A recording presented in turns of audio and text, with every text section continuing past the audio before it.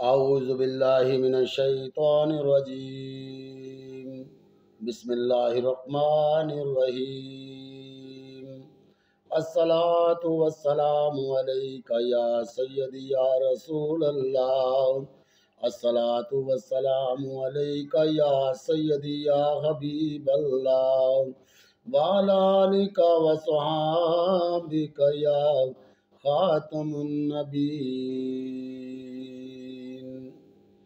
السلام علیکم ورحمۃ اللہ وبرکاتہ۔ سید خلیل احمد شاہ گیلانی۔ دوستو، آج میرے سامنے تذکرہ صوفیہ میوات حبیب الرحمان خان میواتی، انہوں نے یہ کتاب لکھی اور کمال لکھی۔ اس میں بزرگان دین اور اولیاء اللہ اور سادات کرام کا ذکر انہوں نے بڑا واضح کیا ہے کہ میوات میں سادات کرام کون تھے اور کہاں کہاں تھے، اور وہ تقسیم پاکستان کے بعد ہجرت کر کے پاکستان چلے گئے۔ اور میری اب سمجھ میں یہ نہیں آتا کہ لوگ اب تقریباً بیت سے بھی بھاگتے ہیں، پیر و مرشد بھی نہیں پکڑتے۔ پتہ نہیں یہ کیا وجہ ہے، حالانکہ پاکستان بننے سے پہلے تاریخ اٹھا کے دیکھ لیں، جتنے بھی علماء دیوبند سے ہیں وہ سب کسی نہ کسی کے مرید ہیں، کسی نہ کسی سے انہوں نے خلافت پائی ہے۔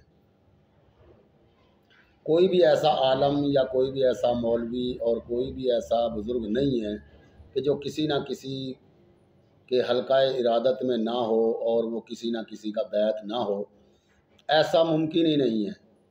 وہ لوگ عالم دین ہوں، چاہے فقیر ہوں، چاہے کوئی بھی ہوں، وہ سب بیعت کیا کرتے تھے اور ان کا کوئی نہ کوئی شیخ کامل ضرور ہوتا تھا۔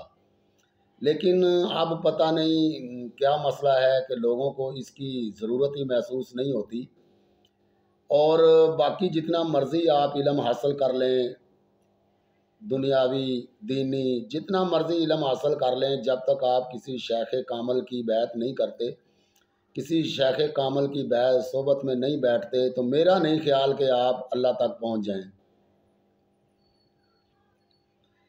وہ جیسے کہتے ہیں نا کہ یک زمانہ با صحبت اولیاء، 100 سالہ عبادت باریا۔ تو میرے ہاتھ میں آج ایک کتاب ہے جس کا نام ہے تذکرہ صوفیہ میوات۔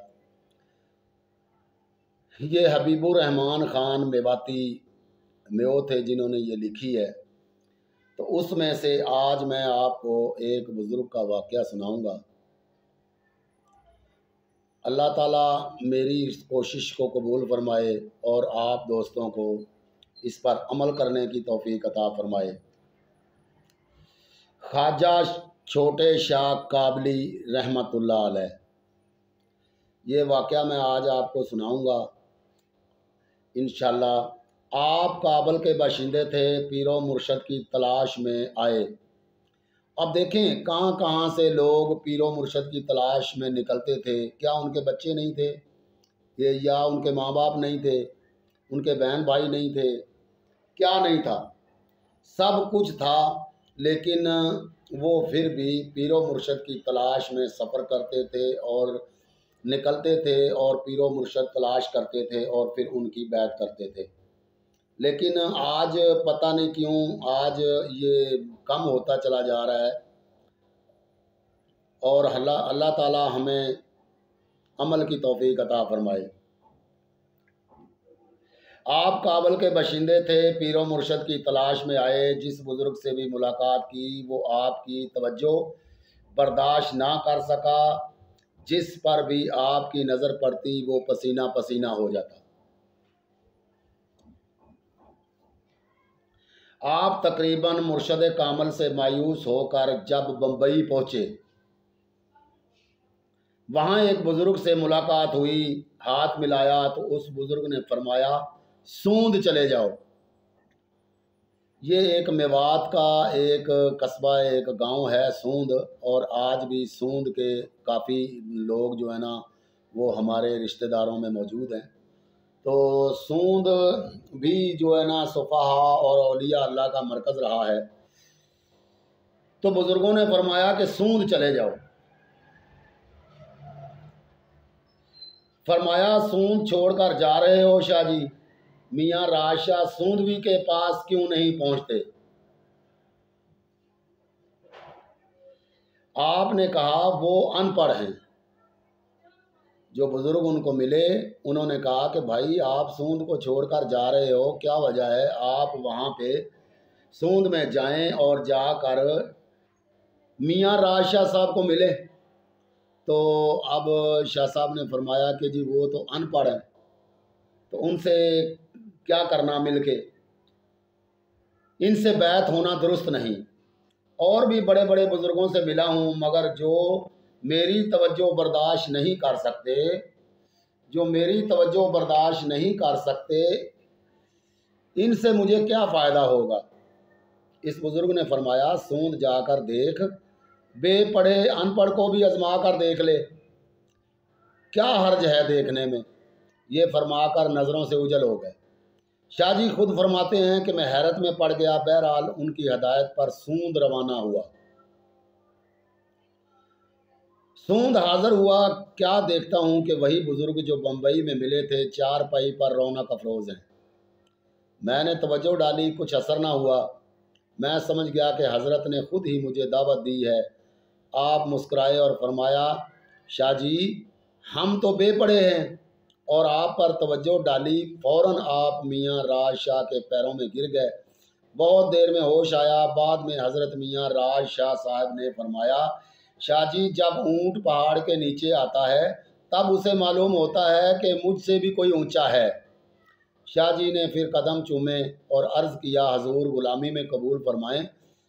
میاں صاحب نے بیعت فرمایا، 6 مہینے اپنی خدمت میں رکھ کر فرمایا شاہ جی اب تم بھی جاؤ اور کسی کو اللہ کا نام بتا دیا کرو۔ گویا خلافت و بیعت سے بیرہ مر فرمایا، اور دھلاوٹ میں قیام کرو جو سوند کے قریب ہی کو اردلی کے مقام مغرب میں واقع ہے۔ دھلاوٹ کے باشندے اولاً آپ سے ویسے ہی پیش آئے جیسے عموماً عوام ہوتے ہیں، مگر میاں صاحب کی دعا اور توجہ کی برکت سے وہ لوگ آپ کے خادم بن گئے۔ میاں راج شاہ نے جس وقت آپ سے فرمایا شاہ جی تم بھی کسی کو اللہ کا نام بتا دیا کرو، تو آپ کو خیال آیا کہ نہ تو آپ نے خلافت نامہ لکھ کر دیا، نہ دستار بندی کی۔ اگر کسی نے مجھ سے پوچھ لیا کہ بھائی تم کس سلسلہ سے ہو اور آپ کو کہاں سے خلافت ہے، تو میں کیا جواب دوں گا؟ آپ مہرولی میں خواجہ قطب الدین بختیار کاکی قدس سرہ العزیز کے مزار پر حاضر ہوئے۔ کیا دیکھتے ہیں کہ مزار کھلا۔ قطب الدین بختیار کاکی رحمۃ اللہ علیہ اپنے روضہ مبارک کے اندر سے تشریف لائے، ہاتھ میں دستار شاہ جی کے سر پر لپیٹ کر فرمایا شاہ جی اب تو کہیں شرمندگی نہ ہوگی۔ یہ فرما کر خواجہ صاحب غائب ہو گئے اور مزار صحیح و سالم ہو گیا۔ سوند جب حاضر ہوئے تو میاں راج شاہ نے فرمایا شاہ جی اب تو قطب صاحب کی بارگاہ سے دستار خلافت حاصل کر لی، اب بھی اپنے پیر ہونے میں کوئی شبہ ہے، اب کہیں شرمندگی تو نہ ہوگی۔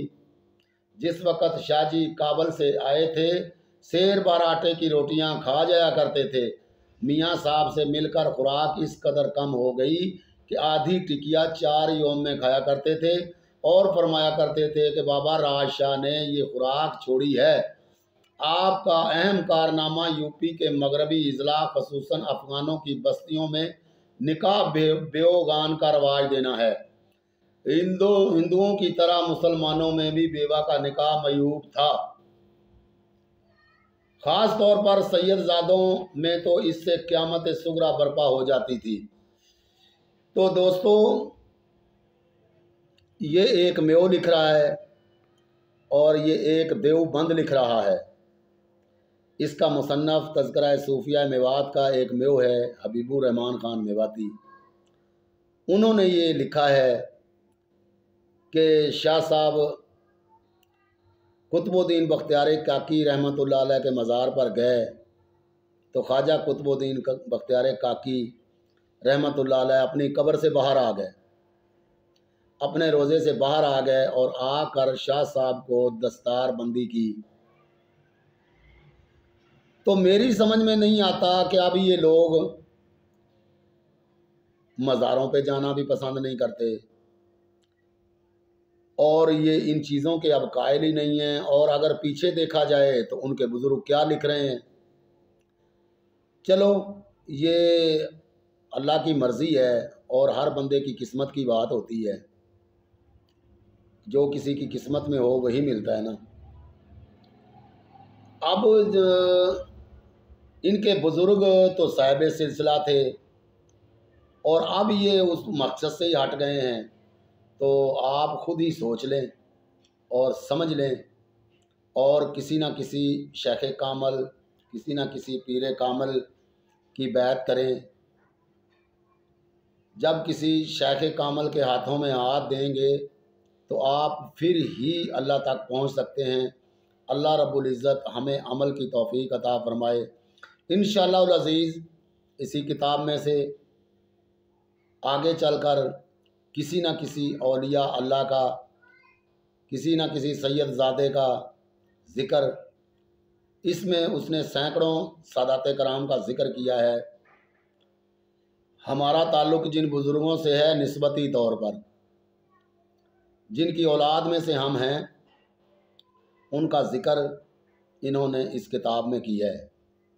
और भी मेवातियों ने काफ़ी किताबें लिखी हैं, तारीख़ म्यो, तारीख़ मेवात, तज़किरा सूफिया मेवात, तारीख़ म्यो छतरी, और ये बड़ी बड़ी किताबें। अभी कुछ अर्सा पहले हमारे यहाँ लाहौर में जर्नल की बैक साइड पे रहते हैं चौधरी कैस मोहम्मद, छिरकलौट म्यो, उन्होंने भी एक किताब लिखी है तमद्दुन मेवात। उन्होंने उसमें मेवात का ज़िक्र किया है और मेवात में रहने वाले सादात का भी ज़िक्र किया है, जो इस वक्त फ़कीर के लक़ब से मशहूर हैं। बाज़ लोग उनको फ़कीर कहते हैं, बाज़ लोग मियाँ साहब कहते हैं, पता नहीं उनको क्या क्या अलक़ाबात देते हैं। मेरी समझ में नहीं आता कि क्या मसला है ये और इनको क्यों ये अलक़ाबात देते हैं। तो दोस्तों, इंशाअल्लाह अज़ीज़ इसी किताब में से किसी और एक बुज़ुर्ग का वाक़या लेकर आपकी खिदमत में दोबारा हाज़िर होऊंगा। अल्लाह रब्बुल इज़्ज़त की बुलंद बारगाह में दुआ है, अल्लाह रब्बुल इज़्ज़त हमें दीन समझने और औलिया अल्लाह के नक्शे कदम पर चलने की तौफीक अता फ़रमाए। अल्लाह रब्बुल इज़्ज़त की बुलंद बारगाह में दुआ है, या रहमान या रहीम या करीम परवरदिगार, अपने हबीब के सदक़े मुल्क पाकिस्तान की हिफाजत फरमा, मुल्क पाकिस्तान में रहने वालों की हिफाजत फरमा, अफवाज पाकिस्तान की हिफाजत फरमा। या रब्बुल आलमीन कश्मीर को आज़ादी नसीब फरमा और मुसलमानों को मुत्तहिद होने की तौफीक अता फरमा। आमीन सुम्मा आमीन।